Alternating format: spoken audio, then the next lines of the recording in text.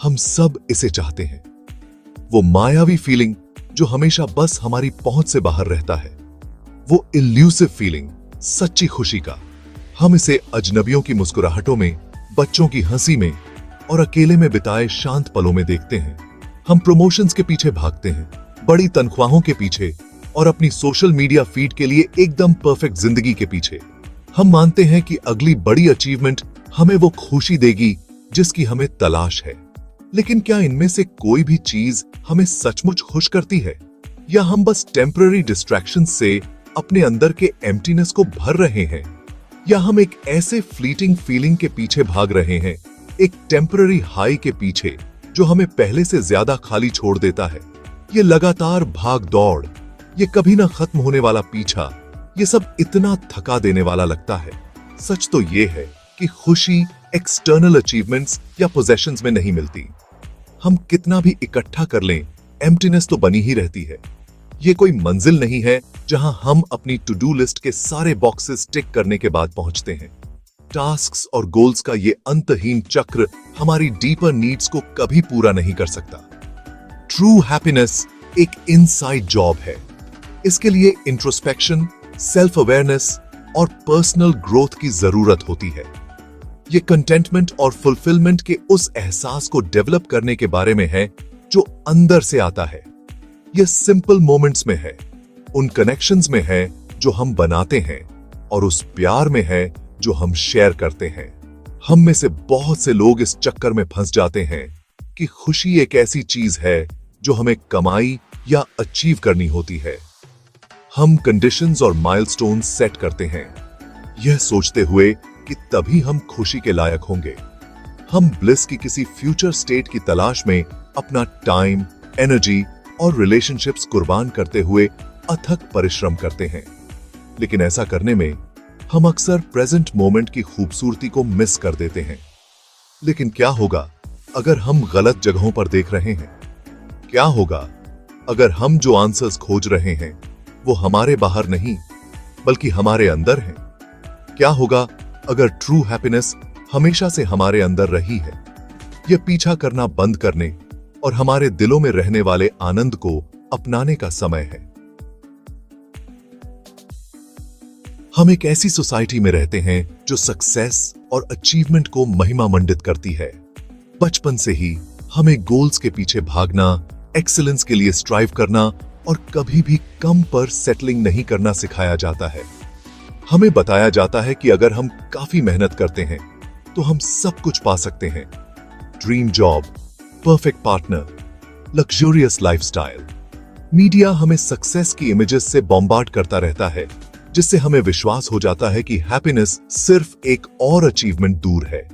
लेकिन क्या होता है जब हम आखिरकार इन माइलस्टोन्स को अचीव कर लेते हैं? क्या हमें वो लास्टिंग हैप्पीनेस मिलती है जिसका हमें वादा किया गया था? क्या हम अचानक इटर्नली जॉयफुल बीइंग्स में बदल जाते हैं, या हम खुद को उन्हीं चीजों पर सवाल उठाते हुए पाते हैं जिनके बारे में हम सोचते थे कि वो हमें कंटेंटमेंट लाएंगी? हकीकत ये है कि सफलता का इनिशियल यूफोरिया अक्सर जल्दी ही फीका पड़ जाता है। एक नई अचीवमेंट का एक्साइटमेंट फ्लीटिंग होता है और जल्द ही हम खुद को अगली बड़ी चीज के लिए तरसते हुए पाते हैं। हम अपनी न्यू सर्कमस्टेंसेस के साथ अडेप्ट हो जाते हैं और अपनी नजरें अगली बड़ी चीज पर टिका लेते हैं। यह गोल सेट करने, उन्हें अचीव करने और फिर तुरंत अगले चैलेंज की तलाश करने का एक नेवर एंडिंग साइकिल है। यह स्ट्राइविंग और डिजायर का साइकिल जारी रहता है, जिससे हम परपेचुअली अनसैटिस्फाइड महसूस करते हैं। हम खुद की तुलना दूसरों से करते हैं, हमेशा यह महसूस करते हैं कि हम कहीं ना कहीं पीछे रह गए हैं, चाहे हम कितना भी हासिल कर लें। यह हेडोनिक ट्रेडमिल हमें एक्सटर्नल वैलिडेशन और मटेरियल पोजेशंस के पीछे भागते हुए एक ही चक्कर में दौड़ाता रहता है।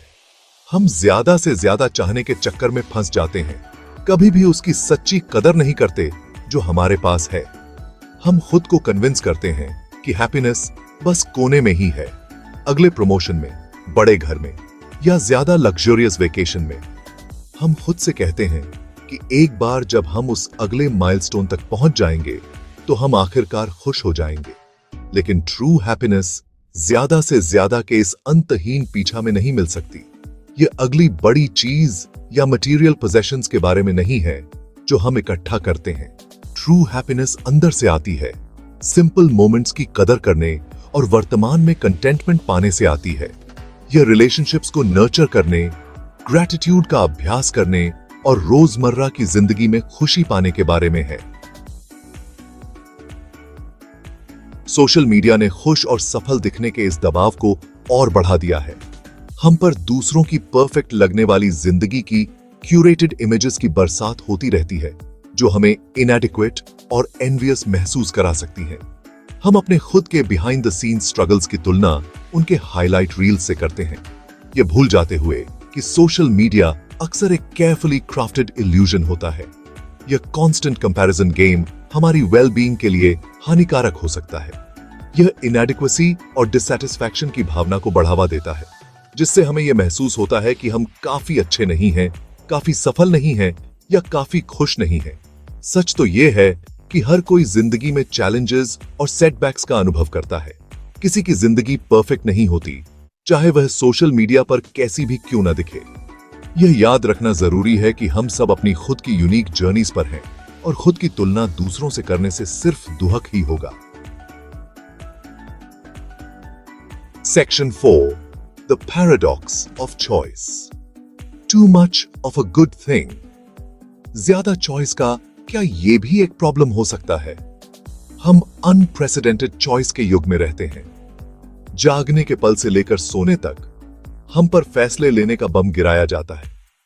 हमारे पास अपनी जिंदगी के हर पहलू में बहुत ज्यादा ऑप्शंस मौजूद हैं, छोटी से छोटी बात से लेकर जिंदगी बदलने वाली बात तक। चाहे बात यह तय करने की हो कि क्या पहनना है, क्या खाना है या यहां तक कि क्या देखना है, चॉइसेस की तादाद चौंका देने वाली हो सकती है। हालांकि चॉइसेस की यह फ्रैम्बंडेंस हमें आजाद करने वाली लग सकती है, लेकिन यह वास्तव में डिसीजन फटीग, एंजाइटी और एक तरह की पैरालिसिस का कारण बन सकती है।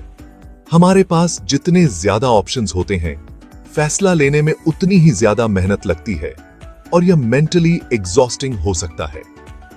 जब हमारे सामने बहुत ज्यादा विकल्प होते हैं, तो हम अक्सर फैसला लेने के लिए जूझते हैं, इस डर से कि कहीं हम गलत चुनाव न कर लें और किसी बेहतर चीज को मिस न कर दें।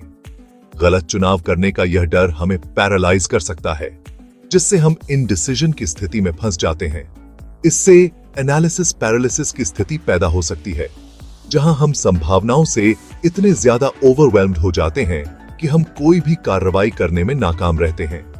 अपने चॉइसेस से एम्पावर्ड महसूस करने के बजाय हम उनसे ट्रैप्ड महसूस करते हैं।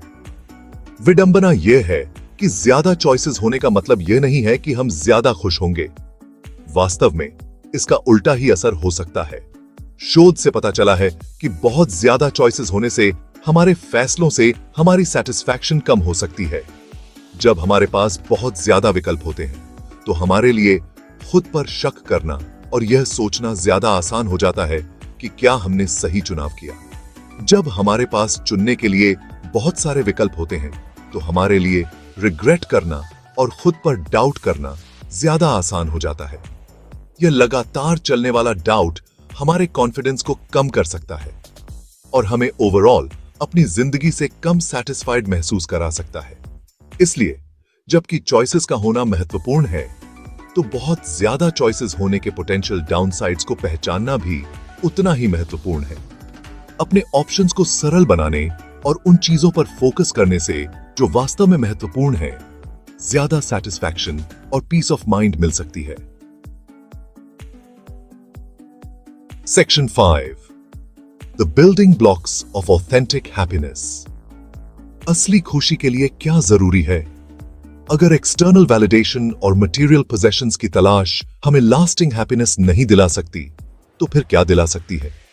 इसका जवाब इनर पीस और फुलफिलमेंट की भावना को डेवलप करने में है, जो अंदर से आती है। ट्रू हैप्पीनेस कोई मंजिल नहीं है, बल्कि सेल्फ डिस्कवरी और पर्सनल ग्रोथ का एक सफर है।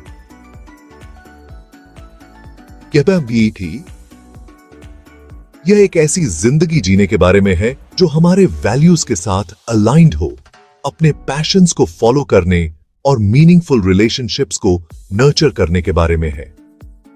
ऑथेंटिक हैप्पीनेस में योगदान देने वाले 3 मुख्य इंग्रेडिएंट्स हैं: ग्रैटिट्यूड, मीनिंगफुल रिलेशनशिप्स और पर्पस।